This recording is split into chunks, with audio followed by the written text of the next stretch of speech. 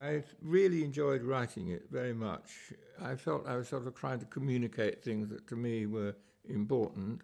I tried to write it not as a textbook, but at the same time I wanted it to be useful for students, although not a textbook. And it's a tricky thing to do, but I think very well worthwhile, actually. And I don't mind, if a science book has some jokes in it. I think it's okay as long as it gets the idea over.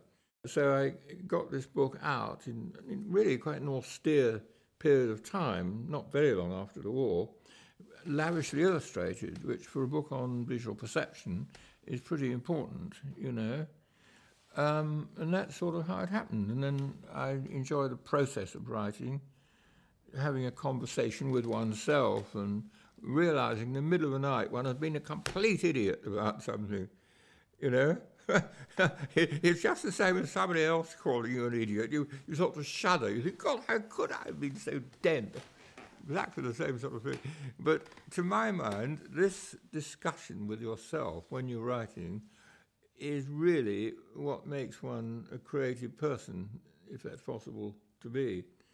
And it stops one being too arrogant, taking oneself too seriously, because oneself is criticizing oneself, and a little bit of oneself might be quite pleased, but on balance you realize it's never going to be that amazing. But at the same time you keep going because of the fun of the conversation in your own head. This is sort of what's happening, I think.